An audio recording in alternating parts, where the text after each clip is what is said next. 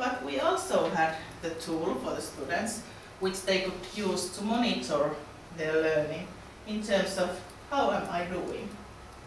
So this was a simple template which were used to ask from the students, for example, that do I notice how different concepts and things are related to each other? Am I relating these things to my working context? Am I trying to explain the things I have learned to other people? Am I connecting the things that I'm reading to what I know about these topics beforehand? Am I structuring the information in a meaningful way? And is my working aligned with the task? Am I trying to work as the best I can, or am I trying to focus on the task on the hand? So basically, we also provided the students support to enhance their metacognitive monitoring.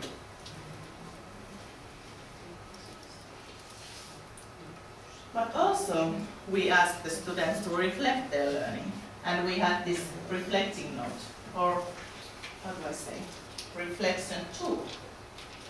So we asked the students to evaluate that how well did the learning goal they set for them before the learning task was actually attained. Was it or was it not?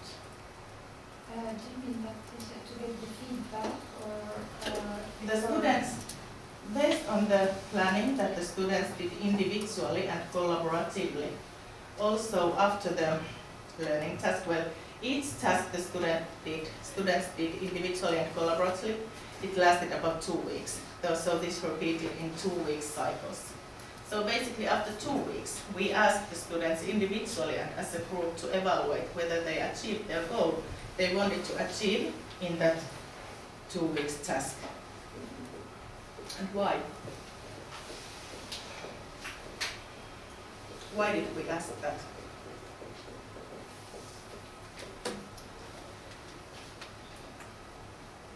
in order to change the plan for future for them to meet their needs. Yes. And Yes. And also then we wanted the student to describe one challenge, what they came up. And also describe the strategy that they use, and also invent a new strategy. If they wouldn't have used that strategy to overcome the challenge, would they have an option? So, to summarize, with this learning environment, we were capable to support individual self-regulation, but also group regulation. So basically everything that learners did collaboratively was also done individually.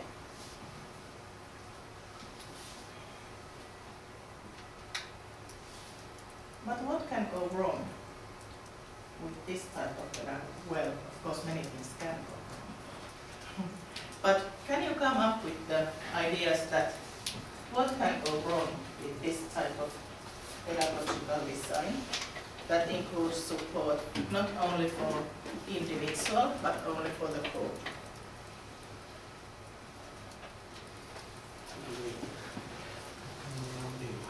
Yeah, you can say it. Let's discuss together because I also want to hear what's going on.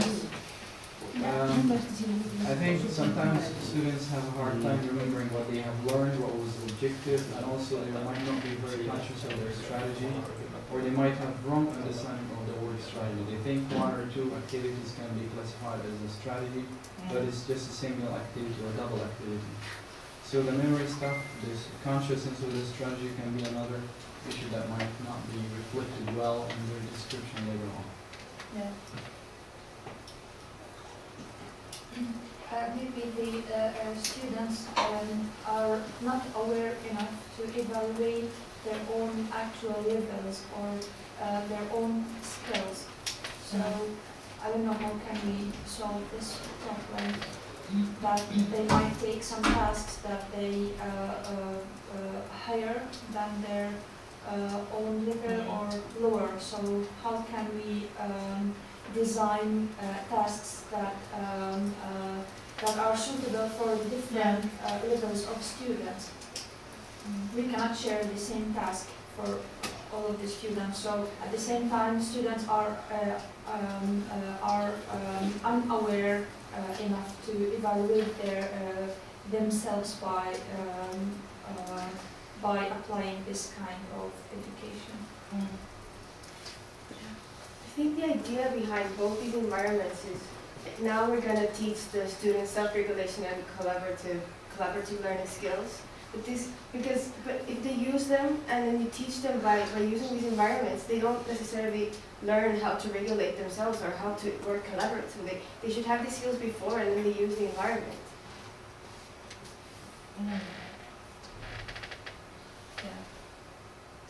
Sorry, I think that there's a controlled kind of self-regulated learning and there's a kind of autonomous self-regulated learning. If all the motivation or all the support comes from outside, it's going to be all extrinsic and external motivation and a controlled self-regulated learning. But if the learner is himself or herself motivated, then he's going to be persistent in his strategies and using the self-regulated strategies. He's not going to give up. So this is the main difference between external and intrinsic. Yeah. Yeah, we forced the learners to do this procedure, for example, to engage to planning and evaluation each time they started and ended their learning task. Did it work? Well, there are different types of learners, and each one of them respond differently. Yeah, when they okay. enforce. Yes, this has it's very difficult. Okay. Self-regulated learning skills, they are important because they allow you to be in charge of your own learning and to know you better, to get to know yourself better as a learner. But it's also an effort to think about what are my learning goals or what are our learning goals. So sometimes how the learners, in this case, defined their own learning goals or plans, they were very vague. So it was something like, this we do at the left hand so we can start our real collaborative task. Because of course, in terms of collaborative learning, it's an extra effort to fill in these different types of forms and think about how do I learn and how do we as a group learn. And also, for example, we had plenty of tools for students that they could use to enhance their learning. For example, these strategic scaffolds and pedagogical scaffolds. No student used them because it was not mandatory for them. So it's very difficult to try to explain or teach that it's important to use these processes in order to you or the group can enhance their learning, because it's often considered as an extra effort. But also, we ask the students, like individually, for example, to define their task and then collaboratively. But the thing was that what individual learners thought they should do, it very often did not match with the group conceptions about the same issue. So basically, despite we prompted the learners to share their regulatory processes, they were not actually aware of each other's goals, strategies, or plans. So, in the next research project, we wanted to enhance the learners' awareness of their group members' individual self-regulated learning. I know it really bothers me that basically the tools that we use, they are really 90s, or they are not beautiful. They are not attractive, but no, we don't develop technology, so it's the best we can do. But anyway. I was going to ask you, how did teachers react to this kind of work or research? How did they feel? Teacher. Yes, no teachers role. Yes. Well, in the N study, well, the G study learning environment, well, it was used in 2005, so it was okay for the teacher. And actually, the teacher at elementary school, he was very. He thought the research was valuable, so he became a PhD student and started to do his own PhD a little bit after the research. And the N study learning environment, basically we have used that in the self-regulated learning course earlier. We are not using that anymore, but some of the ideas of how the course was then designed is again implemented. And actually, I don't know, do you know Jari Laru? Yeah. Yes. So, Jari was kind enough to be our guinea pig, and we used this tool in his course for the first year teacher education students. So basically, the teachers that we have been collaborating are actually aware that this technology is designed also for the research purposes. It's novel and it's not tested so extensively, for example, as other learning environments that exist. Now learning environments are moving towards courseware, course management, authoring tools and blended learning styles. Yes. So now they can integrate tools that can allow teachers or students to create their own, let's say, materials, not have collective create, and also to integrate the blended learning and the online learning together in one platform, where teacher can facilitate the whole thing and put deadlines and assignments and open discussion, then and stuff like that. Yes. But also the principles in terms of how to design these blended learning environments. There should be something that can also be used to enhance, for example, individual regulation and also self-regulation of learning. So basically, the learning environment, of course, the learning environments, they can have restrictions about what types of scaffolds or support implement into their. And especially because we do this in a research purposes. So the main idea, not the main idea. Well, one of the main purposes also that we collect the log data about the students' behavior about this learning environment. And it's probably also one thing why it's not so fancy. Because there is this kind of double purpose that we also want to know how students use the learning environment, how they use their resources, and how can we know something about the students' learning process and learning progress in different types of learning, and how do these tools that we give to them affect to the actual learning. The reporting system in the learning environments now can generate reports about every single activity and the duration and the manner that has been performed on the platform. I'm sorry, I can't hear you. The learning system, learning environments now can generate reports about the learner's behavior in terms of all their activities and the duration, the time, and the manner they perform yes. these activities. Yes, they can, but typically those measures, they are kind of the measures of frequencies of durations, for example, how many times learner went to this page, or how long time did the learner look at this page. So basically they are frequency measures of the learner, like activity, but learning is also more than the activity, it's also these mental processes, and we want to capture also these mental processes that are involved also to this kind of measured through the assignments. Yeah. The Well, answers to the question that asked.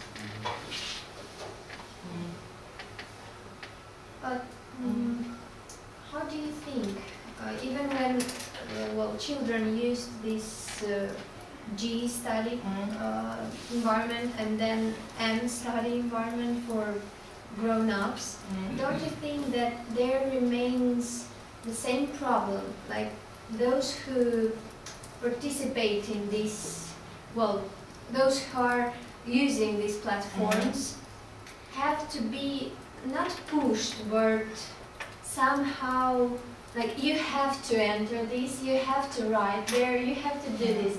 I mean that it doesn't come naturally. I have to go there because this tool is helping me. But it comes like, well, I have to do this because my teacher told me to do that. Don't you think that this problem remains the same even if the platform or the tools are changing? Yes, because the key, well, of course the teacher or instructor of the course can help with this because the reality is that you really don't learn how to self-regulate your learning or use the skills automatically unless you self-realize that it has some benefit for own learning. So it can't come externally. But if they are also kind of trained continuously and held continuously in, for example, in different types of pedagogical designs, they don't have to be so strict as they are in the research, but some elements of them can also be implemented in other types of learning situations, not necessarily learning in technology, in computer-based learning environments, but also some other types of situations. And I know that as a researcher, we very often want to have as many of these kind of widgets and tools as possible, and it's not always so successful.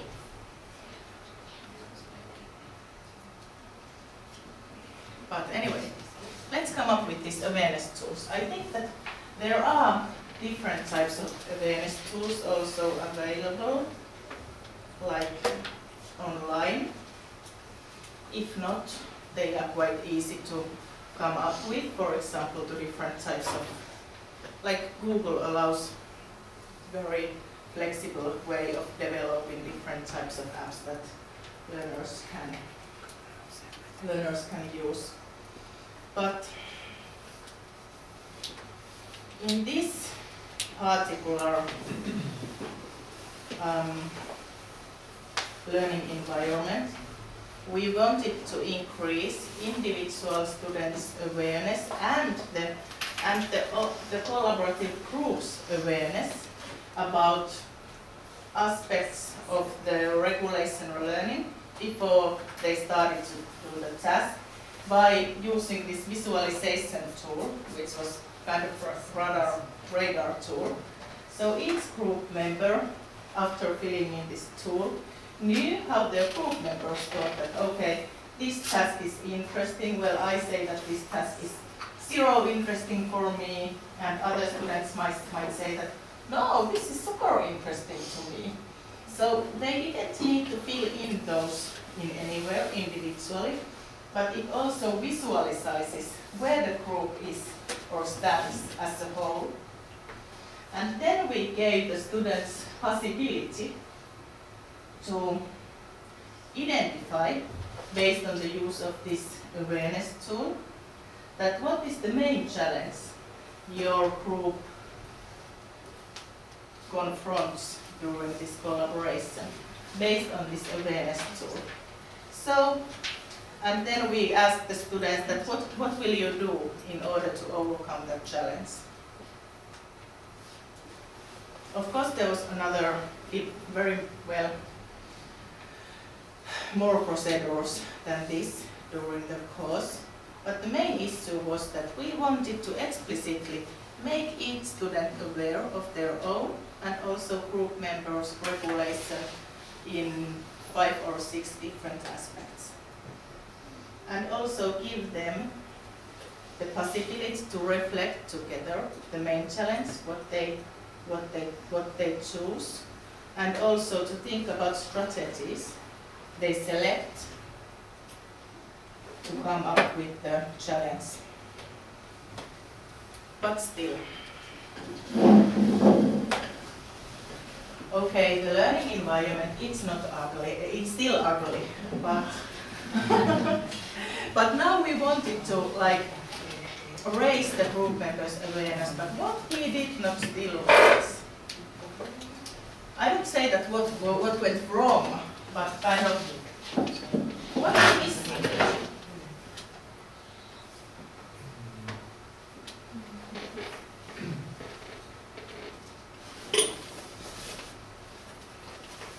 I think many things were missing still, but like in order to do this perfect learning environment or perfect design. But okay, now at least the group members, they were aware of each other's like motivation, task understanding, challenges, and that kind of things.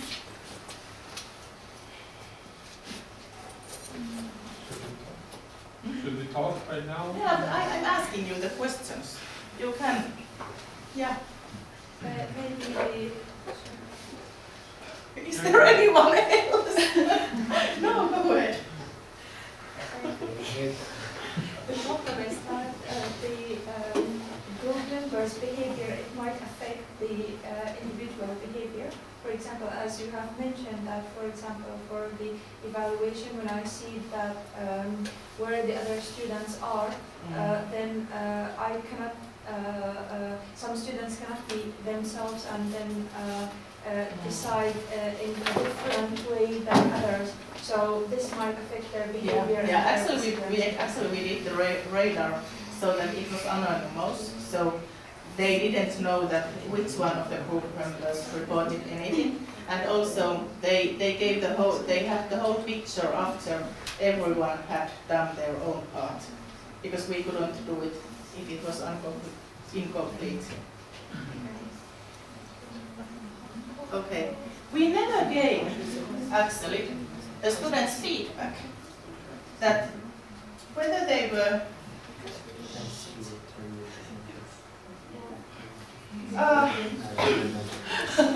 sorry, that whether they were capable, whether capable to tackle with the challenge, was the strategies they were using, was it sufficient? They never had, we never gave them feedback about that. And so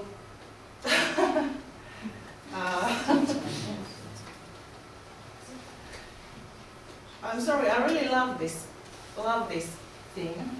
I mean that how to support self-regulated learning and how we can like take more of these individual students' positions and the group position into account. So today we are moving towards more advanced technologies. For example, we can use facial recognition to identify, for example, that whether, for example, if some group that's working with the computer is constantly looking very depressed or sad or something, it can signal that now things aren't going wrong. And also we can use these physiological measures that can capture the electrical skin galvanic conductance from different students, and it can signal, for example, stress or enthusiasm or interest. So we started from the very 90s, but and with the ugly learning environments. But now we are moving towards this like more, yes, I have to go, to more integrated use of technology. Yes. So thank you. I'm sorry. I have actually meeting now at Norsi with the teachers, because we are going to do our next intervention in the high school, and we want there to apply these physiological signals to measure, for example, stress from the students, and also we have very interdisciplinary research team that can develop technology for teachers and students the gap to their self-regulated learning. I'm very sorry. Yes, so what can we find in the slide? Yes.